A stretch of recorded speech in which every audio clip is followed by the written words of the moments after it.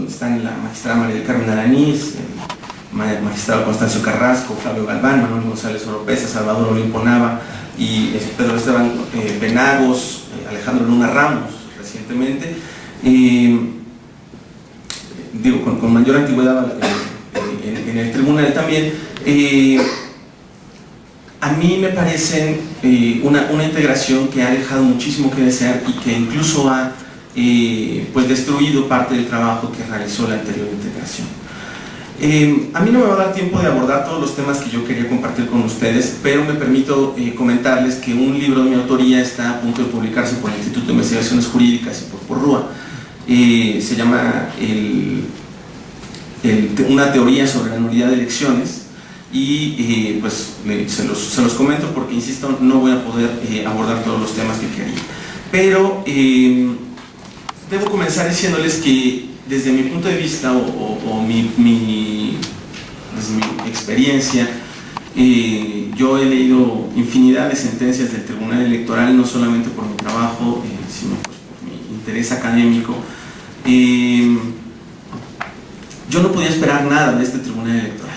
El Tribunal Electoral se ha caracterizado por, insisto, su deficiente trabajo como órgano jurisdiccional.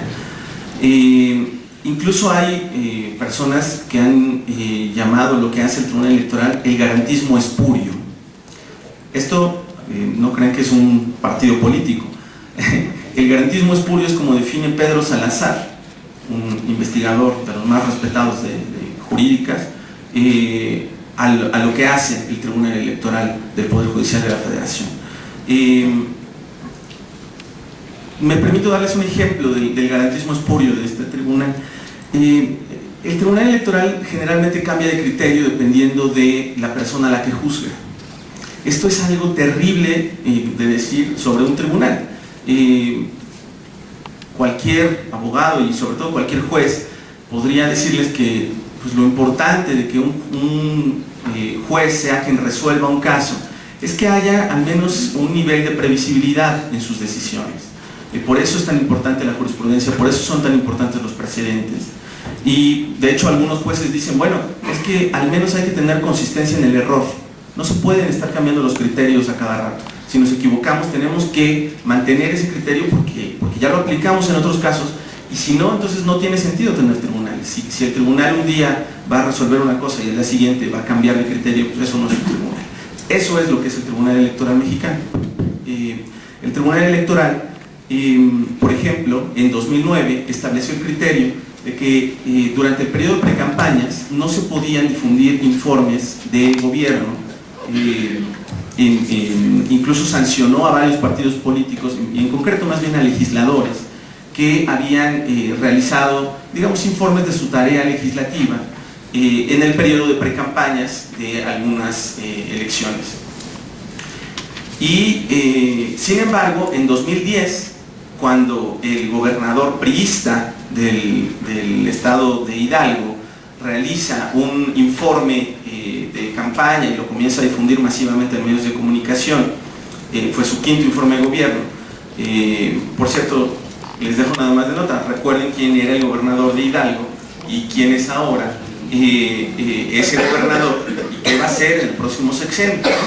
Entonces, ese gobernador viola la prohibición constitucional de realizar propaganda personalizada y utiliza esa creación del COFIPE para, digamos, realizar propaganda encubierta en los informes de gobierno, y lo hace en un periodo de precampaña, cuando el Tribunal Electoral había sancionado a varios legisladores y había señalado que estaba prohibido que se realizara eso y ya había impuesto multas.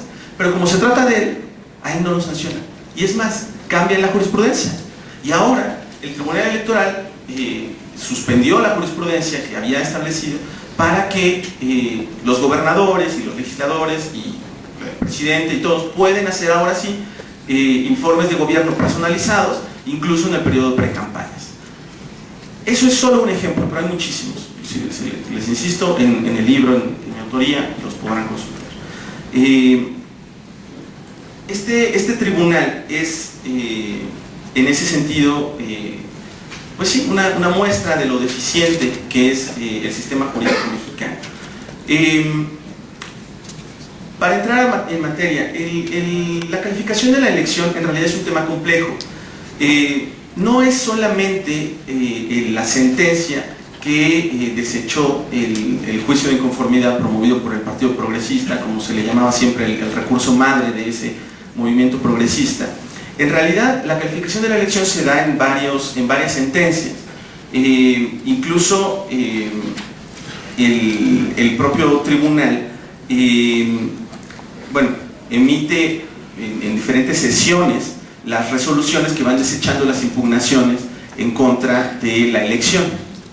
A mí me gustaría en particular, como ya se ha abordado mucho y supongo que el doctor Ackerman también va a abordar el juicio de inconformidad del movimiento progresista, a mí me gustaría comentarles al final en realidad otro juicio de inconformidad que promovieron ciudadanos como ustedes y como yo, que tenían interés en hacer alegatos ante el Tribunal Electoral, haciendo señalamientos sobre la, digamos, vigencia de los principios constitucionales durante el proceso electoral, y el Tribunal Electoral tomó una determinación en el sentido de que ni siquiera tenían legitimación para acudir ante ese tribunal.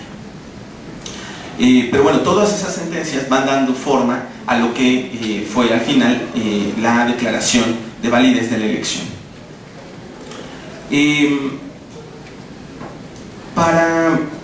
Pues sí, insisto, no voy a poder hablarles de todo, pero a mí me gustaría decirles nada más, hay varios temas que en la realidad ocurrieron y que en las sentencias del Tribunal Electoral parece que no existieron.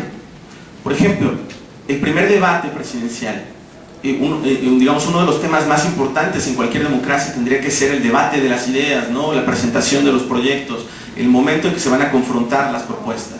Pues resulta que ese primer debate, como ustedes saben, las televisoras decidieron boicotearlo.